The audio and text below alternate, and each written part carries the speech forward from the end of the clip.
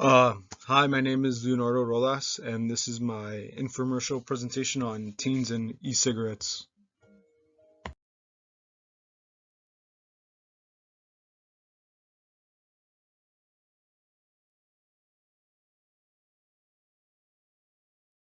What are e-cigarettes? E-cigarettes are battery-operated devices that heat a liquid, usually but not always containing nicotine, that turn into an aerosol to be inhaled. The solutions in e-cigarettes typically contain vegetable glycerin or propylene glycol as the main ingredients, along with nicotine flavorings and other additives.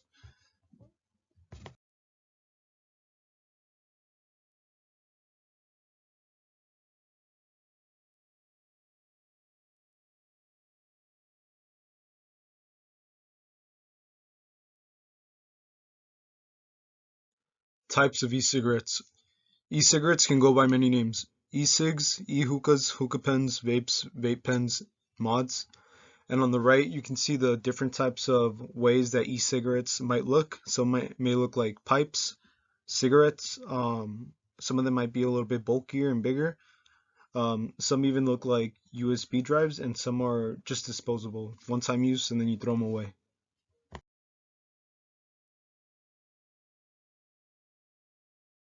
Regulations and laws. The companies that make e-cigs must follow FDA regulations. Some states have now made it mandatory to be 21 when purchasing e-cigs, while some states haven't, and some states only partially in some areas. Like here in California, like throughout the whole state, it's regulated that you have to be 21 to buy any kind of device or that's like smoking. On January 2nd, 2020, the FDA banned a large majority of flavored e-cigs. That's why there's just mainly, I believe, mint and tobacco flavors that are still available. In 2016, the FDA made a rule for e-cigs and their liquid solutions because they contain nicotine, which is derived from tobacco, which is why they are now subject to regulations by the government. And on the right, you can see a map with the little legend there that shows which states are have the mandatory age to be 21 and the states that don't, and some that are just in some areas.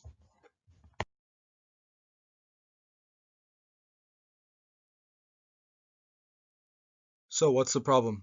The CDC reported more than 2,500 cases of lung injuries tied to vaping, mostly the products containing THC. Dealers and illegal sellers are putting THC and other oils in vapes and other products which are causing people to have problems. So basically, they lace them with something else or they're not properly made, and then they sell them to people claiming it's an original item, but it's not, and people end up having problems. So if you buy e-cigs, don't buy them from friends, families, or dealers, but rather buy them from trusted sellers that are legally allowed to sell them.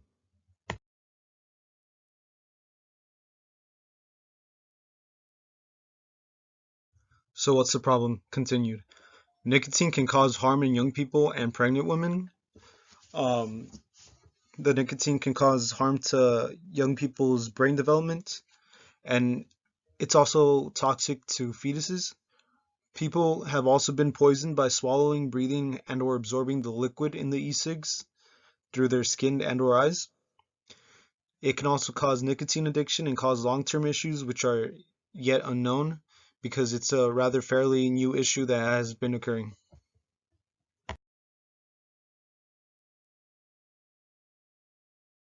So, who's at risk? Young people, specifically middle schoolers and high schoolers. Young adults, specifically college students, are at greater risks.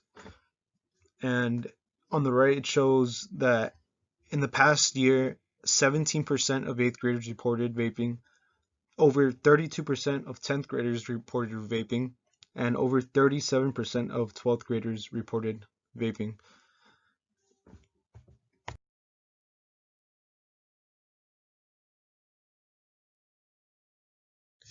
Race slash ethnicities and types of e-cigs. Over 11% of white people, over 24% of African Americans, over 18% of Hispanics, and over 12% of other ethnicities slash races use disposable e-cigs. Over 54% of white people, over 57% of African Americans, 49% of Hispanics, and over 59% of other ethnicities/races used rechargeable/refillable e-cigs. And of those that used both, they were 34% of white people, 18% of African Americans, 32% of Hispanics, and 27% of other race/ethnicities used both disposable and rechargeable/refillable e-cigs.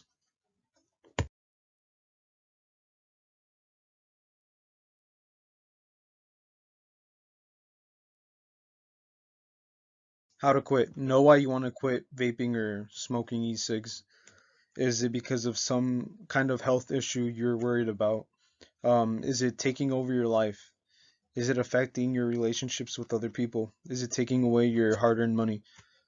Or is there something that you're looking forward to after you quit that can make you feel a lot better and give you more reason to quit? Also, committing and creating a plan that you can follow can be very helpful, but you should also prepare for a possible relapse. And quitting all tobacco products altogether can also benefit you.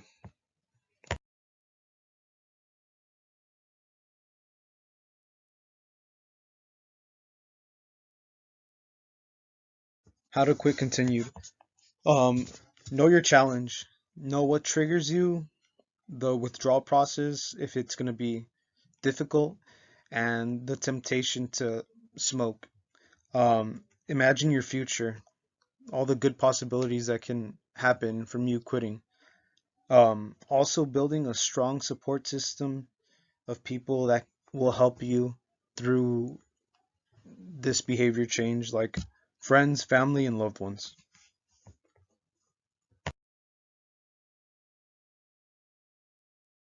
And these are my references where I collected all my information from. Thank you.